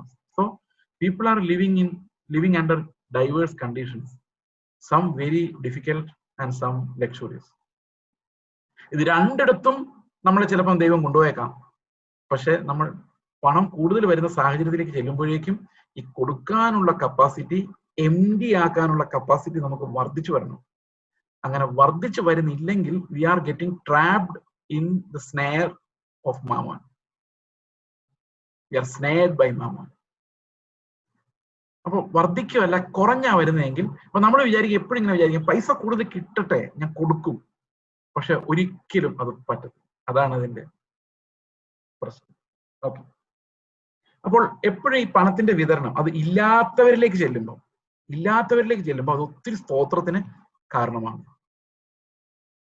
ദൈവം എന്തിനാ ഈ നമ്മൾ പലപ്പോഴും ആലോചിക്കരുത്, എന്തുമാത്രം പാസ്റ്റർമാരാ കഷ്ടപ്പെടുന്നത്, എന്തുമാത്രം വിശ്വാസികളാ പല സ്ഥലത്തും കഷ്ടപ്പെടുന്നത്. പാസ്റ്റർമാരുടെ കഷ്ടം വിശ്വാസികളുടെ കഷ്ടം ചിലപ്പോൾ ആരും നോക്കാൻ ഉണ്ടാവില്ല. അപ്പൊ എന്താ ഇത്രയും വലിയ കഷ്ടം ഉണ്ടാവുന്ന ചോദിച്ചു കഴിഞ്ഞാൽ അതിന്റെ കാരണം നമ്മളെ സൽപ്രവൃത്തികളാൽ അലങ്കരിക്കാൻ കർത്താവ് ആഗ്രഹിക്കുകയാണ്. അതുകൊണ്ടാണ് ഈ പാവങ്ങളെ നമ്മുടെ അടുത്ത് വിടുന്നത്. We need to be decorated by good works. അത് സ്നേഹത്തിന്റെ പ്രവൃത്തികളാൽ, അഗപ്പയുടെ പ്രവൃത്തികളാൽ നമ്മൾ അലങ്കരിക്കപ്പെടുക എന്നുള്ളത് ആവശ്യമാണ്. ഓക്കെ, ഈ സഹായത്താൽ തെളിയുന്ന സിദ്ധത ഹേതുവായി. അപ്പൊ ശരിക്കും ഇതൊരു സ്പിരിച്വൽ ഗിവിങ്ങിനെ കുറിച്ചാണ് പറയുന്നത്. ഇപ്പൊ ലജ്ജ അങ്ങ് മാറിയില്ല. എനിക്ക് ആദ്യം വായിച്ചപ്പോൾ ഒരു ലജ്ജ പോലെയായിരുന്നു. But when we understand the theology behind giving and receiving, അതിനകത്തുണ്ടാകുന്ന സ്തോത്രം, ആ പണത്തെ നമ്മൾ ഒരു യജമാനനായി കാണാതെ പോ എന്ന് പറയാനുള്ള അധികാരം, ഒരു ഞാൻ അധികാരത്തിന് കീഴിലുള്ള മനുഷ്യൻ, ഞാൻ ഒരുത്തരോട് അങ്ങോട്ട് പോകാൻ പറഞ്ഞാൽ അങ്ങോട്ട് പോകും, ഇങ്ങോട്ട് വരാൻ പറഞ്ഞാൽ ഇങ്ങോട്ട് വരും. കാരണം അധികാരം അതാണ്. അപ്പൊ പണത്തോട് വന്നാ സന്തോഷം, പോകല്ലേ എന്ന് പറയുന്ന അധികാരമല്ല, അത് സ്ലേവറിയാണ്. പോ എന്ന് പറയാനുള്ള ഒരു അധികാരമുണ്ട്. ആ അധികാരമാണ് വിശ്വാസം എന്ന് പറയുന്നത്. ഞാൻ കടത്തി പറയുന്നുണ്ടോ എന്നുള്ള കാര്യം എനിക്കറിയത്തില്ല. But anyway, God will allow every one of us to grow into his stature slowly. അല്ല, ഇതൊന്നും കമ്പൽഷനാൽ അല്ല. പൗലോസ് നേരത്തെ പറയുന്നുണ്ട്, ഇതൊന്നും നിർബന്ധത്താൽ അല്ല. ഓക്കെ, ഈ സഹായത്താൽ തെളിയുന്ന സിദ്ധത ഹേതുവായി. എന്താണ് ഈ സിദ്ധത എന്ന് പറഞ്ഞാൽ? സിദ്ധത എന്ന് പറയുന്നത് ഗോഡ് അപ്രൂവ്ഡ് ബിഹേവിയർ. അതാണ് സിദ്ധത എന്നുള്ള വാക്കിന്റെ അർത്ഥം. നമ്മൾ റോമാലേഖനം പഠിച്ചപ്പോൾ അത് കണ്ടതാണ്. കഷ്ടത സഹിഷ്ണുതയെയും, സഹിഷ്ണുത സിദ്ധതയെയും, സിദ്ധത പ്രത്യാശ ഉളവാക്കുന്നു. അപ്പൊ ഗോഡ് അപ്രൂവ്ഡ് ബിഹേവിയർ ആണ് ശരിക്കും സിദ്ധത. God approved character that's approved by God. ദൈവത്താൽ അംഗീകരിക്കപ്പെടുന്ന സ്വഭാവം, അതിനെയാണ് നമ്മൾ സിദ്ധത എന്ന് പറയുന്നത്. ഈ സഹായത്താൽ തെളിയുന്ന സിദ്ധത ഹേതുവായി ക്രിസ്തുവിന്റെ സുവിശേഷം നിങ്ങൾ സ്വീകരിച്ച അനുസരണ നിമിത്തവും അവരോട് നിങ്ങൾ കാണിക്കുന്ന കൂട്ടായ്മയുടെ ഔദാര്യ നിമിത്തവും അവർ ദൈവത്തെ മഹത്വപ്പെടുത്തും. അപ്പം പൈസ കിട്ടിയതിൽ മാത്രമല്ല, അത് കൊടുക്കാൻ കാണിച്ച മനസ്സ്, നിങ്ങളിലുള്ള ദൈവത്തിന്റെ പ്രവൃത്തി, നിങ്ങളുടെ അനുസരണം. കർത്താവ്, അവരിൽ നീ പ്രവർത്തിക്കുന്നതിനായിട്ട് സ്തോത്രം എന്ന് പറയും. ഇതൊക്കെ ഇന്നും ആപ്ലിക്കബിൾ അല്ലെ? ഇന്നും ഇങ്ങനെയൊക്കെ സംഭവിക്കുന്നുണ്ട്. ഈ ഒരു ഗിവിങ്ങിന്റെ കാര്യത്തിൽ കുറച്ചൊക്കെ ഈ പുതിയ നിയമത്തിലെ സ്ഥിതിയിൽ നമ്മൾ കുറെ ആളുകളെങ്കിലും ഉണ്ടെന്ന് ഞാൻ വിശ്വസിക്കുന്നു. അങ്ങനെയാ വിശ്വസിക്കുന്നത്. കാരണം ഈ സ്തോത്രം വർദ്ധിക്കുന്നതൊക്കെ പണം വരുമ്പോഴേ ഉള്ളൂ എന്നുള്ള കുഴപ്പമുള്ളൂ. പക്ഷെ അവിടെ വരുന്നുണ്ട്, കർത്താവ് എനിക്ക് പൈസ തന്നതിനായിട്ട് സ്തോത്രം, അതൊക്കെ വരുന്നുണ്ട്, ഇഷ്ടം പോലെ വരുന്നുണ്ട്. പക്ഷെ അവിടെ മാത്രമേ വരുന്നുള്ളൂ എന്നുള്ളതാണ് നമ്മുടെ പ്രോബ്ലം. പുതിയ നിയമത്തിലാകെ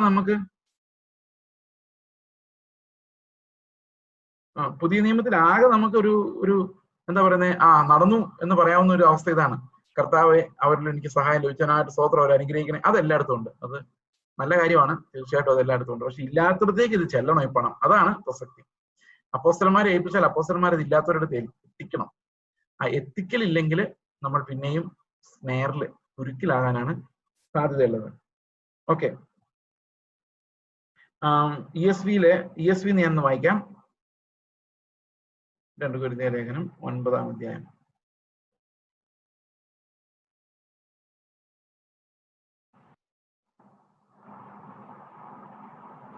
okay, confession of the gospel of Christ എന്നൊരു വാക്ക് അവിടെയുണ്ട്. അത് 13-ാം വാക്യത്തിൽ നമ്മൾ വായിക്കുന്ന ഈ സഹായത്താൽ തെളിയുന്ന സിദ്ധത ഹേതുവായി ക്രിസ്തുവിന്റെ സുവിശേഷം നിങ്ങൾ സ്വീകരിച്ച അനുസരണ നിമിത്തവും അവരോടും എല്ലാവരോടും നിങ്ങൾ കാണിക്കുന്ന കൂട്ടായ്മ അവർ ദൈവത്തെ മഹത്വപ്പെടുത്തും. അപ്പൊ സുവിശേഷത്തിന്റെ ഒരു എക്സ്പ്രഷൻ കൂടിയാണ്, സുവിശേഷത്തിന്റെ ഒരു കൺഫെഷൻ കൂടിയാണ് ഈ ഗിവിംഗ് എന്ന് പറയുന്നത്. കാരണം we are born again, we are saved എന്നുള്ളതിന്റെ ഒരു അടയാളവും കൂടിയാണ് ആ വാക്യം. നമുക്ക് ഇംഗ്ലീഷ് സ്റ്റാൻഡേർഡ് വേർഷനിൽ ഒന്നും കൂടെ മുഴുവൻ വാക്യം വായിക്കാം. For them, by their approval of this service, they will glorify God because of your submission that comes from your confession of the gospel of Christ. അപ്പോൾ കർത്താവിന്റെ സുവിശേഷം ഏറ്റു പറയുന്നത് വഴി നിങ്ങൾ കാണിച്ച സബ്മിഷൻ, ആ സറണ്ടർ, ആ വിധേയത്വം, അത് ദൈവത്തിന് മഹത്വത്തിന് കാരണമായി തീരും. അപ്പൊ സുവിശേഷത്തിന്റെ അനുസരണത്തിന്റെ ഭാഗമാണ് ശരിക്കും ഗിവിംഗ് എന്ന് പറയുന്ന ആ ഡിസിപ്ലിൻ. ഓക്കെ, ഇനി അടുത്ത കാര്യം, ഈ ഒരു ഗിവിംഗ് സ്വീകരിക്കുന്നവരിൽ നിങ്ങൾ ആരെയാണ് നേടുന്നത്, ആരെയാണ് കാണുന്നത്?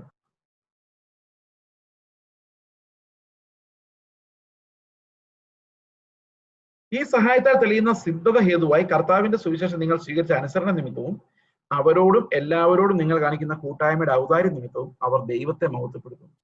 അപ്പൊ ദൈവത്തിന് അവിടെ എല്ലാം സ്തോത്രം കരയേറ്റുന്നു എന്നുള്ളതാണ്. നിങ്ങൾക്ക് ലഭിച്ച അതിമഹത്തായ ദൈവകൃപ നിമിത്തം അവർ നിങ്ങളെ കാണാൻ വാഞ്ചിച്ച് നിങ്ങൾക്കായി പ്രാർത്ഥിക്കും. ഇതൊക്കെ ഇപ്പൊ സംഭവിക്കുന്നുണ്ട്. പക്ഷെ ഇതൊക്കെ സംഭവിക്കുന്നുണ്ടെങ്കിലും അത് ആത്മീയമായ അർത്ഥത്തിൽ സംഭവിക്കുന്നുണ്ടോ എന്നുള്ള കാര്യമാണ് നമ്മൾ സംശയിക്കേണ്ടത്. കാരണം പണം തരുന്നവരോടുള്ള നന്ദി, അതിനെക്കുറിച്ച് നമ്മൾ ഒന്ന് പറയുന്നത് നല്ലതായിരിക്കും. ഈ പണം തരുന്നവരോടുള്ള നന്ദിക്കകത്ത് 1-2 കുഴപ്പങ്ങളുണ്ട്, അതും നമ്മൾ കാണും. ഓക്കെ, പലപ്പോഴും ഈ പണം തരുന്നവരോടുള്ള ഒരു ഓവറായിട്ടുള്ളൊരു ബഹുമാനം, ഒരു നന്ദി പ്രകടനം മനുഷ്യർ നടത്താറുണ്ട്. അത് അവർക്ക് തെളിയിച്ചു കൊടുക്കുന്ന ഒറ്റ കാര്യമുള്ളൂ, ഈ പണത്തെ അവർ എന്തുമാത്രം സ്നേഹിക്കുന്നു എന്നാണ് കാണിക്കുന്നത്. Most of the time this money purchases ministry and loyalty of missionaries. നിങ്ങൾക്കൊരു നോർത്ത് ഇന്ത്യൻ മിഷനെ സഹായിക്കണം, അതിന്റെ റിസൾട്ട് എന്താണെന്നറിയോ? നിങ്ങളൊരു മിഷണറിക്ക് 10,000 രൂപ അയച്ചു കൊടുക്കുന്നു, അല്ലെ 15,000 രൂപ അയച്ചു കൊടുക്കുന്നു, പിന്നെ ഹി ബിക്കംസ് യുവർ സെർവന്റ്. അതാണ് അതിന്റെ റിസൾട്ട്. ഒരു എക്സാമ്പിൾ, പിന്നെ ഞാൻ ചായ കുടിക്കണോ വേണ്ടോ നീ പണം തരുന്നയാളെ തീരുമാനിക്കും. They are not missionaries, they are only money givers. ഞാൻ ഇതിന്റെ ഒരു എക്സാമ്പിൾ പറയാം. ഞങ്ങൾ ആന്ധ്രാപ്രദേശിലായിരിക്കുമ്പോൾ ഞങ്ങളൊരു സംഘടന സഹായിക്കാം എന്ന് പറഞ്ഞു.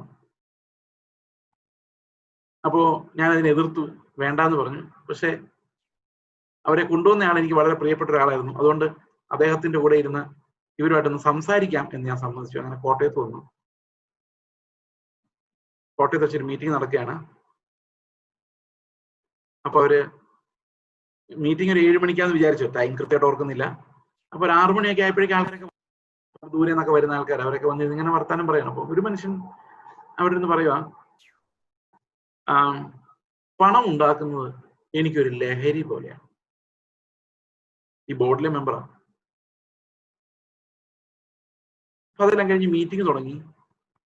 മീറ്റിംഗ് തുടങ്ങിയപ്പം ഇവർക്ക് എന്താണെന്ന് വെച്ച് കഴിഞ്ഞാൽ ഞങ്ങളുടെ ആന്ധ്രയിലെ പ്രവർത്തനം അവരുടെ ബോർഡിന് കീഴിൽ കൊണ്ടുവരികയാണെങ്കിൽ അവർ സഹായിക്കും എന്നുള്ളതാണ്. അത് എനിക്ക് ഇഷ്ടമുള്ള ഒരാള്, ബഹുമാനമുള്ള ഒരാൾ ഒത്തിരി നിർബന്ധിക്കുന്നുണ്ട്. അവർ വളരെ നല്ല മനുഷ്യരാണ്, അങ്ങനെയാണ് ഇങ്ങനെ. അപ്പൊ ഞാൻ അദ്ദേഹത്തോട് ചോദിച്ചു, ഇതിന്റെ മെയിൻ ആളോട് ചോദിച്ചു, നിങ്ങൾക്ക് ആന്ധ്രയിലുള്ള ഒരു മിഷണറിയെ നിയന്ത്രിക്കാനുള്ള അധികാരം, ഈ പണം ഉണ്ടാക്കുന്ന ലഹരിയാന്ന് പറഞ്ഞാൽ ഒരു ചാർട്ടേഡ് അക്കൗണ്ടന്റ്, നിങ്ങൾക്ക് ആന്ധ്രയിലുള്ള എന്റെ മിഷനെ നിയന്ത്രിക്കാനുള്ള അധികാരം എവിടെ നിന്ന് വരുന്നതാണ്? Does it come from the Lord or does it come from mammon? എവിടെ നിന്ന് വരുന്ന? മിഷണറിമാരുടെ അങ്ങോട്ട് പോയി ഇങ്ങോട്ട് പോയി, രാവിലെ ചായ കുടിക്കണ്ട, ഒരു നേരം കഴിച്ചാൽ മതി, ഇത്രയും ഇങ്ങനെയൊക്കെ അധ്വാനിക്കണം, അങ്ങനെയൊക്കെ ചെയ്യണം, ഇങ്ങനെ ചെയ്യാവുള്ളൂ, ഇതൊക്കെ പറയാനുള്ള അധികാരം ഇവർക്ക് എവിടെ നിന്നാണ് കിട്ടുന്നത്? എവിടെ നിന്നാണ് കിട്ടുന്നത്? മാമോനിൽ നിന്നാണ് കിട്ടുന്നത്. Because they are funding them. അതാണ് ഇതിന്റെ ഒരു വിധേയത്വത്തിന്റെ ഒരു വലിയ problem. Slowly the missionary will become a slave to money. അപ്പൊ ശരിക്കും അധികാരം എവിടെ നിന്ന് വരണം?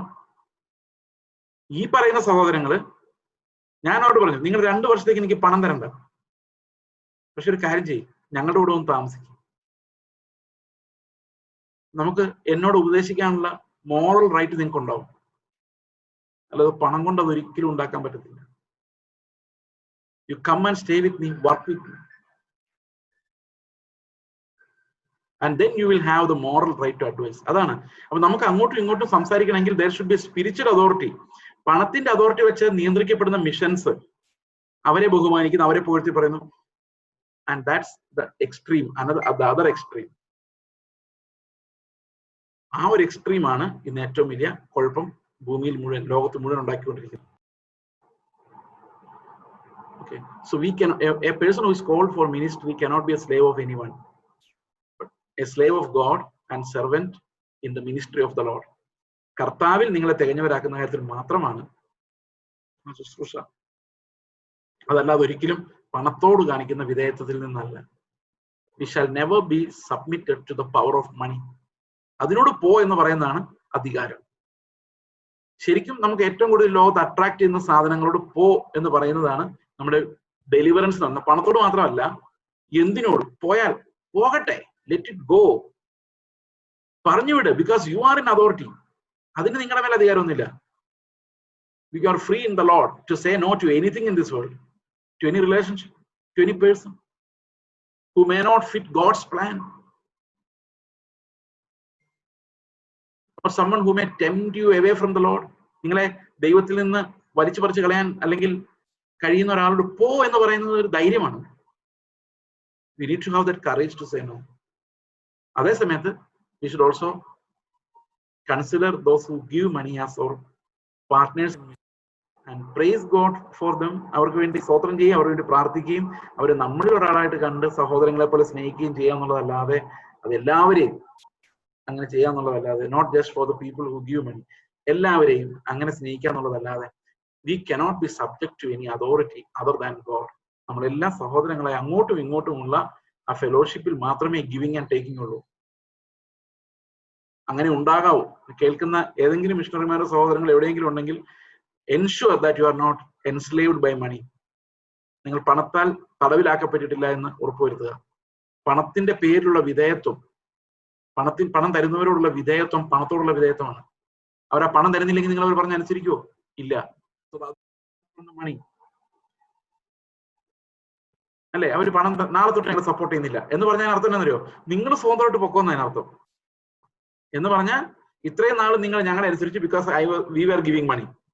ഇനി ഞങ്ങൾ തരുന്നില്ല, അതുകൊണ്ട് ഞങ്ങൾ അനുസരിക്കേണ്ട, നിങ്ങൾ പണം തരുന്ന വേറെ ആരെങ്കിലും അനുസരിച്ചോ. ഇതിനെയാണ് ഇത് ലോകത്തിന്റെ system. But that's not the divine system. ദൈവത്തിന്റെ സിസ്റ്റം അങ്ങനെയല്ല. ദൈവത്തിന്റെ സിസ്റ്റം അല്ലെങ്കിൽ പിന്നെ നമ്മൾ എന്തിനാ കഷ്ടപ്പെടുന്നത്? ഒരു മനുഷ്യന്റെ രാജ്യം ഉണ്ടാക്കാൻ നമ്മൾ എന്തിനാ ഇത്ര കഷ്ടപ്പെടുന്നത്? If you are dying, let us die for the Lord. If you are living, let's live for Christ. അല്ല, വേറെ അതിനകത്തൊന്നും നമുക്ക് ആദായകരമല്ല എന്നാണ് നമ്മൾ മനസ്സിലാക്കേണ്ട ഒരു പ്രധാനപ്പെട്ട കാര്യം. സോ ഗിവിങ് ആൻഡ് റിസീവിങ്, ഇതിനകത്ത് രണ്ടിനകത്ത് നമുക്ക് വളർന്നു വരാൻ. ഗിവിങ്ങിനകത്ത് ഉള്ള ഡിസിപ്ലിൻ എന്ന് പറയുന്നത് ഗിവ് ആൻഡ് ലീവ്. അത് ഞാൻ വിശ്വസിക്കുന്ന പേഴ്സണലി. അല്ലെ കൊടുക്കണ്ട, എന്തിനാണ് നിർബന്ധം? ഇനി കൊടുത്തവർ മേടിച്ചോട്ടെ, അപ്പൊ ദൈവത്തിന് കൊടുക്കുന്നവരാ കൊടുത്തു. ഇനി വാങ്ങിക്കുന്നവൻ എന്റെ കണക്ക് ദൈവത്തോട് പറഞ്ഞത്. വാങ്ങിക്കുന്നവൻ ഇനി മനഃപൂർവ്വമായിട്ട് നിങ്ങൾ മനസ്സിലാക്കുമെന്ന് വിചാരിച്ചോ, ഇയാൾ ദുരുപദേശം പറയുന്ന ആളാണ്, അയാൾ ദുർവിനിയോഗം ചെയ്യാണ്, നിങ്ങൾ തിരിച്ചറിഞ്ഞു കഴിഞ്ഞാൽ okay, you can stop it. But otherwise don't go around controlling him. അതിന്റെ ആവശ്യമില്ല. കാരണം ഇത് ദൈവത്തിന് കൊടുക്കുന്നവരെ നമ്മൾ കൊടുക്കുകയും വാങ്ങിക്കുന്ന ആൾ ദൈവത്തിൽ നിന്ന് വാങ്ങിക്കുന്നവരെ വാങ്ങിക്കുകയും ചെയ്യുന്നതിനെയാണ് അങ്ങനെയാണ് ഈ പണം. വിധേയത്വവും ലോയൽറ്റിയും ഒബീഡിയൻസും എല്ലാം തരുന്നവനായ കൊടുപ്പിക്കുന്നവനായ ദൈവത്തോടാണ്. And he is always in control. ഗിവിങ്ങിന്റെയും റിസീവിങ്ങിന്റെയും കൺട്രോളിൽ കർത്താവായിരിക്കും. പലപ്പോഴും പണത്തോടുള്ള നമ്മുടെ വിധേയത്വം, ലോകത്തിന്റെ മഹത്വത്തോടുള്ള വിധേയത്വം നമ്മളെ കർത്താവിന്റെ സ്വാതന്ത്ര്യം അനുഭവിക്കാൻ പറ്റാത്തവരായി, ഈ പണം പോലെയുള്ള ലൗകിക പ്രതാപങ്ങൾക്ക് അടിമകളായി പറ്റാത്തൊരവസ്ഥയിലേക്ക് നമ്മളെ എത്തിക്കുന്നത് സാധാരണ സംഭവമാണ്. അത് ഓരോ ദിവസം ചെല്ലുന്നവർ അത് പരിജ്ഞാനത്തിന്റെ ഓട്ടം നിർത്തി നമ്മൾ ലോകത്തിലേക്ക് സെറ്റിൽ ആകുന്നത് ഇങ്ങനെയുള്ള പരാജയങ്ങൾ, ഉപജീവന ചിന്തകൾ, ഇത് കൊടുത്താൽ നാളെ എന്ത് ചെയ്യും, ആ ഒരു ഫ്ലോ ഓഫ് ഗ്രേസിനെ തടസ്സപ്പെടുത്തുന്നതാണ്. ഇവിടെ പറയും നിങ്ങൾ എത്ര കൊടുക്കുന്ന അത്രയും വളരെയുള്ളൂ, വർദ്ധിക്കുള്ളൂ. കർത്താവിന്റെ നാമത്തിൽ നിങ്ങൾ എന്ത് കൊടുത്താലും നിങ്ങൾ കുറഞ്ഞു പോവല്ല, വർദ്ധിക്കുക ചെയ്യുന്നത്. പക്ഷെ അത് ഭൂമിയിൽ വർദ്ധിക്കാൻ വേണ്ടിയല്ല, വർദ്ധിക്കുന്നതും കൊടുക്കാൻ വേണ്ടിയാണ്. വർദ്ധിക്കുന്നതും കൊടുക്കാൻ വേണ്ടിയാണ്. അങ്ങനെ നിങ്ങൾ തീർച്ചയായിട്ടും വർദ്ധിക്കുമെന്നാണ് കർത്താവ് പറയുന്നത്. It's not prosperity theology, it's divine economy. കൊടുത്താൽ തീരാത്തത് കർത്താവിന്റെ എക്കണോമിയിൽ മാത്രമേ ഉള്ളൂ. അത് പിന്നെയും കൊടുക്കുക എന്നുള്ളതുകൊണ്ടാണ്. അപ്പം നമ്മൾ കർത്താവ് തന്നാന്നുള്ളതിന്റെ ഉറപ്പ് എന്താ? കർത്താവ് തന്നാണെങ്കിൽ നമുക്ക് പിന്നെയും കൊടുക്കാൻ പറ്റും. ചാൻസിലോ ലക്കിലോ കിട്ടിയതാണെങ്കിൽ കൊടുക്കാൻ പറ്റില്ല, കാരണം പിന്നെ കിട്ടുമെന്ന് അറിയില്ല. കർത്താവ് തന്നാണെങ്കിൽ നമുക്ക് ഉറപ്പാ, കർത്താവ് തന്നാൽ നാളെ തരും, ഓക്കെ, ധൈര്യമായിട്ട് കൊടുക്കാം. ഓക്കെ, എനിക്ക് തോന്നുന്നു ഞാൻ കുറച്ച് കൂടുതൽ പറഞ്ഞെന്ന് തോന്നുന്നു. ചില സമയത്ത് അത് നല്ലതാണ്, അങ്ങനെ ഇരിക്കട്ടെ. എടുക്കേണ്ടവർക്കും വാങ്ങിക്കേണ്ടവർക്കും കൊടുക്കേണ്ടവർക്കും എല്ലാം അത് ആവശ്യമുള്ളത് എടുക്കാം. ഓക്കെ, പറഞ്ഞു തീരാത്ത ദാനം, 15 പറഞ്ഞു തീരാത്ത ദാനം നിമിത്തം ദൈവത്തിന് സ്തോത്രം. ഇതെങ്ങനെ പറഞ്ഞു തീരാത്ത ദാനമാണ്? എങ്ങനെയാണ് പറഞ്ഞു തീരാത്തത്? ഇപ്പൊ ഉദാഹരണത്തിന് പൈസ കൊടുക്കുന്നുള്ളത് പറഞ്ഞു തീരാത്ത ദാനമാണോ? മക്കതോന്യക്കാരുടെ കാര്യത്തിൽ അത് പറഞ്ഞു തീരാത്ത ദാനമായിരുന്നു. കാരണം ഒരു പൈസ പോലും കയ്യില്ലാത്ത ഒരാൾക്ക് എങ്ങനെയാണ് കൊടുക്കാൻ പറ്റുന്നത്? നാളെ എങ്ങനെ ജീവിക്കുന്ന ആശങ്കപ്പെടേണ്ട ഒരു സാഹചര്യത്തിൽ ജീവിക്കുന്ന ഒരാൾക്ക് എങ്ങനെയാണ് വേറൊരാൾക്ക് വേണ്ടി എടുത്തത് കൊടുക്കാൻ പറ്റുന്നത്? അത് ദൈവത്തിന്റെ കൃപ കൊണ്ടാകുമ്പോൾ, ദൈവത്തിലുള്ള വിശ്വാസം കൊണ്ടാകുമ്പോൾ അതിനൊരു ബ്യൂട്ടി ഉണ്ട്. കർത്താവെ, നാളെയും നടത്താൻ കഴിവുള്ള നിന്റെ കയ്യിൽ ഞാൻ ഇരിക്കുന്നതുകൊണ്ട് എനിക്കിത് പ്രശ്നമില്ല. അപ്പൊ ആൾക്കാർ, ഇത് കാണുന്ന ആൾക്കാർ, വാങ്ങിക്കുന്ന ആൾക്കാർ പറയാം, ഞങ്ങളെക്കാ കഷ്ടതയിലുള്ളവരാണ്. അപ്പോ അത് പറഞ്ഞു തീരാൻ പറ്റാത്ത ദാനമാണ്. പറഞ്ഞു തീരാൻ പറ്റാത്ത ദാനം എന്ന് പറഞ്ഞാൽ വരുന്ന പണമല്ല, ഈ കൊടുക്കാൻ പറ്റുന്നതിനെയാണ് ഈ പറഞ്ഞു തീരാത്ത ദാനം എന്ന് പറയുന്നത്. ആ ഒരു ഗ്രേസ് ആണ്. അതുകൊണ്ട് മക്കതോന്യക്കാർക്ക് ലഭിച്ച ആ വലിയ ദൈവകൃപ എന്താ പറയുക, ദൈവകൃപ, മക്കതോന്യക്കാർക്ക് ലഭിച്ച ദൈവകൃപ എന്താ? കഷ്ടതയുടെ കഠിന ശോധന എന്നിട്ട് അവർ കൊടുക്കാൻ പറ്റി. ആ കൊടുക്കാൻ പറ്റുന്ന പ്രോസസ്സിനെയാണ് ഈ ദാനം എന്ന് പറയുന്നത്.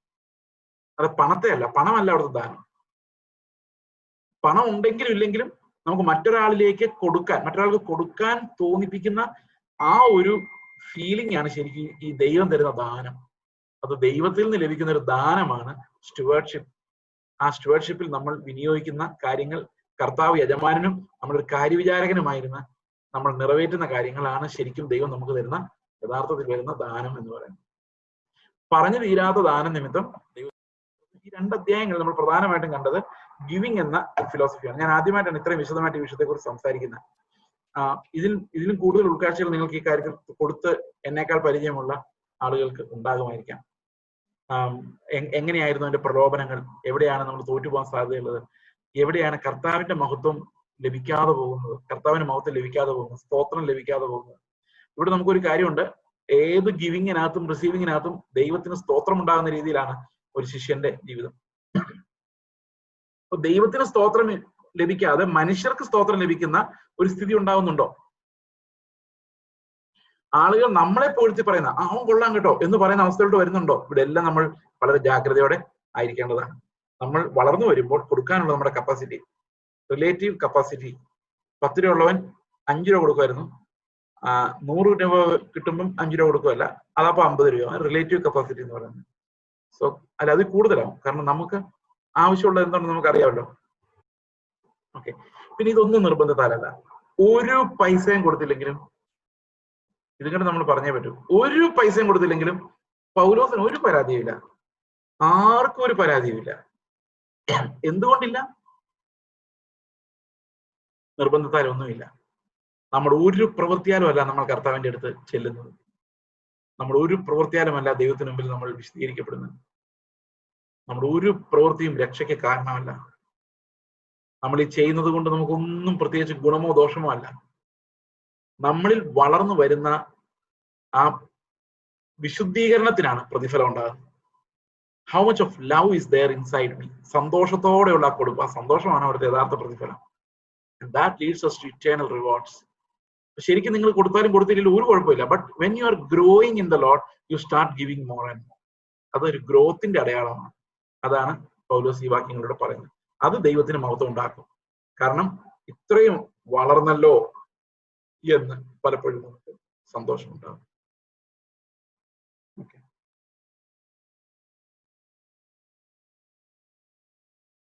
2 കൊരിന്ത്യർ 10-ാം അധ്യായത്തിലേക്ക് നമ്മൾ പ്രവേശിക്കുകയാണ്. ജസ്റ്റ് തുടങ്ങി വെക്കുന്നേ ഉള്ളൂ, നമുക്ക് അധികം സമയമൊന്നുമില്ല. ഇനി ഇത് കൂടാതെ 3 അധ്യായങ്ങൾ കൂടിയുണ്ട്. നമ്മൾ അതോടെ കൊരിന്ത്യ ലേഖനം അവസാനിപ്പിക്കുന്നതായിരിക്കും. ഞാൻ നേരത്തെ പറഞ്ഞ പോലെ എബ്രായ ലേഖനത്തിന്റെ കമന്ററീസ് ഒരു സെഷൻ കൂടെ ഉണ്ട്, അത് വ്യാഴാഴ്ചയാണ്. അതോടുകൂടി എബ്രായ ലേഖനം വേഴ്സ് ബൈ വേഴ്സ് കമന്ററി തീരും. പിന്നീട് ഇന്ന് രാത്രി 9:30 മുതൽ ഫിലിപ്പിയ ലേഖനത്തിന്റെ വേഴ്സ് ബൈ വേഴ്സ് കമന്ററി 3 ദിവസമായിട്ട് അത് അവശേഷിക്കുന്നുണ്ട്. അപ്പൊ ഇങ്ങനെ എല്ലാ ലേഖനങ്ങളുടെയും കമന്ററീസ് നമുക്ക് ദൈവം നൽകട്ടെ എന്ന് ഞാനിത് വായിക്കുമ്പോൾ പല കാര്യങ്ങളും എനിക്ക് പുതിയതാണ്. I M learning when I M reading. അപ്പൊ ദൈവത്തിന്റെ ശബ്ദം നമുക്ക് എല്ലാം കേൾക്കുവാനും അത് നമ്മുടെ വിശദീകരണത്തിൽ നയിക്കുവാനും ഇടയാക്കട്ടെ.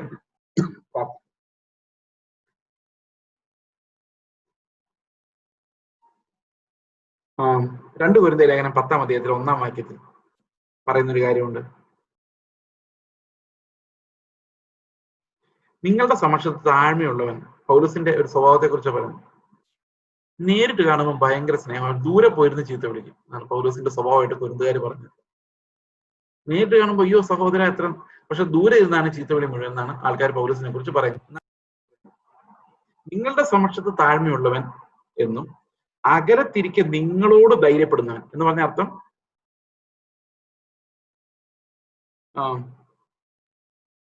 ദൂരെ ഇരിക്കുമ്പോൾ നിങ്ങളോട് ഭയങ്കര ധൈര്യത്തോടെ സംസാരിക്കുന്നു എന്ന് പറഞ്ഞാൽ സ്ട്രെങ്ത് വർദ്ധിക്കുന്നു. I beg of you that when I am present, I may not have to show boldness with such confidence as I count on showing against some who suspect us of walking according to the flesh. ചില ആൾക്കാര് ഞങ്ങൾ ജഡത്തിലാണ് ജീവിക്കുന്നത് പറയുന്നതെന്നൊക്കെ പറയുന്നുണ്ട്. ആലോചിച്ച് നോക്കും. ശരിക്കും പറഞ്ഞാല് ഞാൻ ഈ സുവിശേഷ പ്രസംഗത്തിന് ഇറങ്ങിയ ശേഷം ഇപ്പം 2013 മിഡിൽ അവസാനത്തോടുകൂടിയാണ് ഞങ്ങള് കേരളത്തിലേക്ക് വന്നത്. 2014 തൊട്ടാണ് ശരിക്കും 14 ജനുവരി തൊട്ടാണ് 13 ജനുവരി തൊട്ടാണ് ഇവിടെ ശരിക്കും പ്രസംഗം ആരംഭിക്കുന്നത്. സത്യം പറഞ്ഞാൽ എനിക്ക് അങ്ങനെ വലിയ എതിർപ്പുകളൊന്നും ഫേസ് ചെയ്യേണ്ടി വന്നിട്ടില്ല.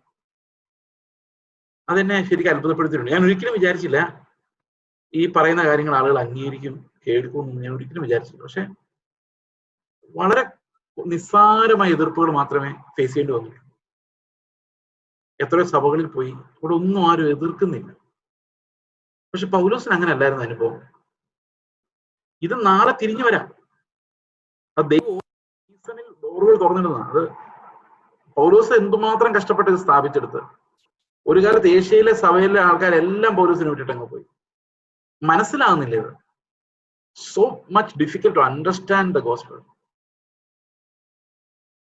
മനസ്സിലാകാത്തതുകൊണ്ട് ആൾക്കാർക്ക്, പ്രത്യേകിച്ച് അന്നത്തെ കാലത്ത് ഇത് ഒട്ടും മനസ്സിലാകുന്നു. ആലോചിക്കും, ഇന്ന് ഇത്രയും ഫിലോസഫിക്കൽ ആയിട്ടുള്ള കാര്യങ്ങൾ പഠിച്ചിട്ടുള്ള ആൾക്കാർക്ക് ഇത് വായിച്ചിട്ട് ഇത് ശരിക്കും അതിന്റെ ആത്മീയമായ മർമ്മം മനസ്സിലാക്കാൻ പറ്റുന്നില്ല. പൗലോസ് പറയുന്നില്ല. അപ്പൊ അന്നത്തെ കാലത്ത് ആളുകൾ ഇത് വായിച്ച് ഓർത്ത് നോക്കി, വലിയൊരു പങ്കിനും മനസ്സിലായില്ല. എങ്ങനെ ഈ പാപികൾ, എന്തോ ഇത് പാപികൾ നീതീകരിക്കുന്നു, എന്താ അതെന്ത് പരിപാടി ഇത്? ഒരുത്തിനു വേണ്ടി അല്ല, ഒരാള് എല്ലാവർക്കും വേണ്ടി മരിക്കുന്നു, അതുകൊണ്ട് എല്ലാവരും രക്ഷപ്പെടുന്നു. ഇതും ആളുകളെ സംബന്ധിച്ച് ഇതൊക്കെ എങ്ങനെ വന്നു, ഇതൊക്കെ പൗലോസിന് തോന്നുന്നതാണോ എന്നൊക്കെ ചോദിക്കുന്ന ആൾക്കാർ അക്കാലത്തുണ്ട്. തന്നെയല്ല, പൗലോസിന്റെ സ്റ്റൈൽ ഒരു സുഖമില്ല, പ്രസംഗിക്കുന്നതിന്റെ സ്റ്റൈൽ ഒരു സുഖമില്ലെന്ന് പറഞ്ഞ ആൾക്കാരുണ്ട്. പ്രസംഗം കേൾക്കാൻ ഒരു രസമില്ല. നിങ്ങൾ പറയാറുണ്ടോ അങ്ങനെ? നല്ല മെസ്സേജായിരുന്നു, പക്ഷെ കേട്ടിരുന്ന ഒരു സുഖമില്ല. അവിടെ രാജാവ് നിങ്ങളുടെ ജഡമാണ്. നിങ്ങൾ എന്താ നോക്കിക്കൊണ്ടിരുന്നറിയോ? ദൈവം എന്ത് പറയുന്നല്ല, രസിക്കാൻ പറ്റുമെന്നാണ്. ശരിക്കും അതുകൊണ്ടാണ് പലപ്പോഴും നമുക്ക് കംപ്ലൈൻസ് ഉണ്ടാകുന്നത്. ഞങ്ങൾ പ്രസംഗം കേട്ടിരിക്കുമ്പോൾ ഞാനും അവനെ പറഞ്ഞിട്ടുണ്ട്,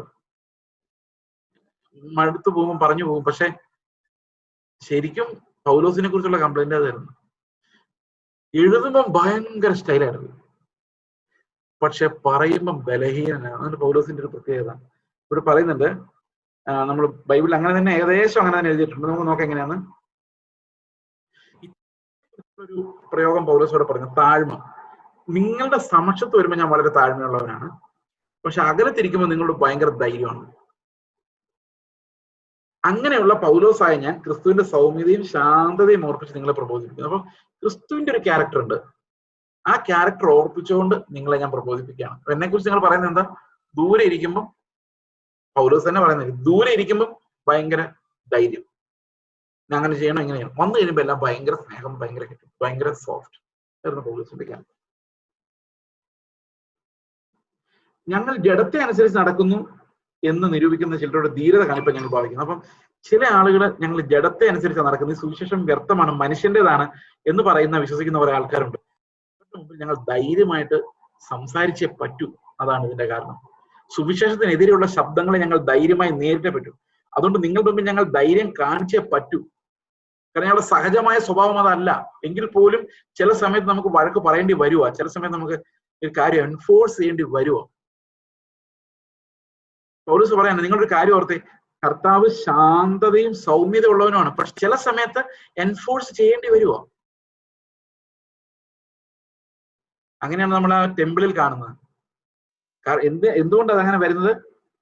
സുവിശേഷം ജഡീകമാണെന്നും നമുക്ക് തോന്നുന്നത് ജഡത്തിൽ തോന്നുന്നതാണെന്നും പറയുന്ന ആൾക്കാരുള്ളപ്പോൾ നമ്മൾ ധൈര്യം കാണിച്ചല്ലേ പറ്റൂ, സ്ട്രോങ് ആയാലല്ലേ പറ്റൂ. അല്ലെങ്കിൽ എന്ത് സംഭവിക്കും? അല്ലെങ്കിൽ ആ സ്ട്രെങ്ത് നമുക്ക് കാണിക്കാൻ കഴിഞ്ഞില്ലെങ്കിൽ എന്ത് സംഭവിക്കും? സുവിശേഷത്തിന്റെ ആ പ്രസംഗം ബാധിക്കപ്പെടും. അതുകൊണ്ട് പറയുന്നത്, ഞാൻ ദൂരെ ഇരിക്കുമ്പം ധൈര്യമായിട്ട് നിങ്ങളോട് സംസാരിക്കുന്ന, കാരണം ഞാൻ അടുത്ത് വരുമ്പോൾ ഉള്ള അന്തരീക്ഷം അല്ല ദൂരെ ഇരിക്കുമ്പോൾ ഉള്ള അന്തരീക്ഷം. അപ്പൊ ശക്തമായിട്ട് പറയേണ്ടി വരും. എന്നാൽ അടുത്ത് വരുമ്പം ഞാൻ നിങ്ങളെ സ്നേഹിക്കുന്ന സ്നേഹമാണ് എന്നെ ഓർമ്മപ്പെടുത്തുന്നത്. അതുകൊണ്ട് യേശു ക്രിസ്തുവിന്റെ സൗമ്യതയിലും ശാന്തതയിലും. അപ്പൊ ശരിക്കും പിണക്കമൊന്നുമില്ല, ഇത് നേരെ നടക്കണമെന്ന് മാത്രമേ ഉള്ളൂ.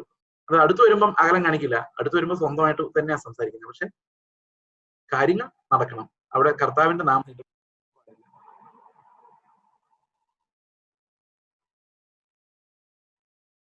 ജഡത്തെ അനുസരിച്ച് നടക്കുന്ന നിരൂപിക്കുന്ന ചിലരോട് ധീരത കാണിപ്പാൻ ഞങ്ങൾ ഭാവിക്കുന്നു.